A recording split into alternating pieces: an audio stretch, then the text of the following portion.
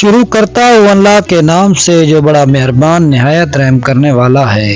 معزز ناظرین، آج ہم بہت ہی قیمتی ایک واقعہ کہ جنت میں سب سے آخر میں جانے والے شخص کا کیا حال ہوگا، اس پر ہم بات کریں گے۔ بات سٹارٹ کرنے سے پہلے ریکویسٹ یہ ہے کہ ہمارے چینل پہ نئے ہیں تو ہمارے چینل کو سبسکرائب کریں تاکہ ہر آنے والی نئی ویڈیو بر وقت آپ تک پہنچتی رہے۔ معزز ناظرین السلام علیکم۔ معزز ناظرین، حضرت عبداللہ بن مسعود رضی اللہ تعالیٰ عنہ سے مروی ہے کہ نبی کریم صلی اللہ علیہ وآلہ وسلم نے ارشاد فرمایا کہ جنت میں سب سے آخر میں داخل ہونے والے شخص کا حال یہ ہوگا کہ وہ گرتا پڑتا چل رہا ہوگا اور جہنم کی آگ اسے جھلسا رہی ہوگی۔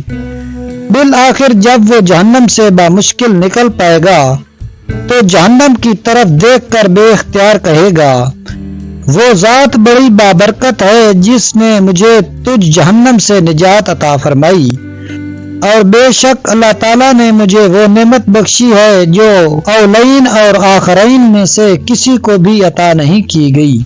پھر اس کے سامنے ایک درخت ظاہر ہوگا تو وہ عرض کرے گا کہ رب العالمین، آپ مجھے اس درخت کے قریب کر دیجئے تاکہ میں اس کے سائے میں بیٹھوں اور اس کے پانی سے پیاس بجھاؤں۔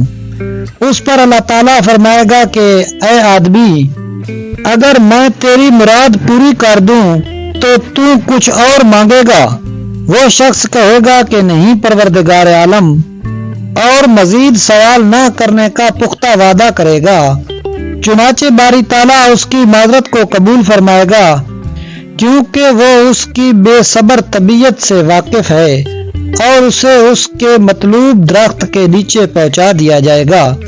وہ شخص اس کے قریب جا کر اس کے سایہ میں بیٹھے گا اور وہاں موجود پانی پیے گا۔ پھر اس کے سامنے دوسرا درخت لایا جائے گا، یہ پہلے درخت سے اور اچھا ہوگا۔ تو پھر وہ شخص اللہ تعالیٰ سے اس کے قریب جانے کی درخواست کرے گا۔ اللہ تعالیٰ فرمائے گا کہ اے آدمی، کیا تو نے کچھ اور سوال نہ کرنے کا عہد نہیں کیا تھا؟ اگر میں تیری مراد پوری کر دوں تو پھر تو کچھ اور سوال نہ کرے گا۔ چنانچہ پھر وہ شخص سوال نہ کرنے کا وعدہ کرے گا، اور اللہ تعالیٰ اس کی بے صبری کو جانتے ہوئے چشم پوشی فرما کر اسے اس درخت کے قریب پہنچا دے گا، اور وہ اس کے سایہ اور پانی سے فائدہ اٹھائے گا۔ پھر ایک تیسرا درخت جنت کے دروازے کے بالکل قریب نمودار ہوگا جو پہلے دونوں درختوں سے زیادہ خوبصورت ہوگا، تو یہ شخص اس کے قریب جانے کی بھی درخواست کرے گا۔ بالآخر جب اسے اس درخت کے قریب پہنچا دیا جائے گا تو اسے وہاں اہل جنت کی آوازیں سنائی دے گی، تو وہ درخواست کرے گا، اے اللہ، اب بس مجھے جنت میں داخل فرما دے۔ اللہ تبارک و تعالی اس شخص سے مخاطب ہو کر فرمائے گا کہ آخر تیرا سوال کرنا کب ختم ہوگا؟ کیا تو اس بات پر راضی نہیں ہے کہ میں تجھے دنیا کی بدولت دگنی جنت عطا کروں؟ تو وہ شخص حیرت زدہ ہو کر کہے گا، اے رب العالمین، آپ رب العالمین ہو کر مجھ سے مذاق کر رہے ہیں؟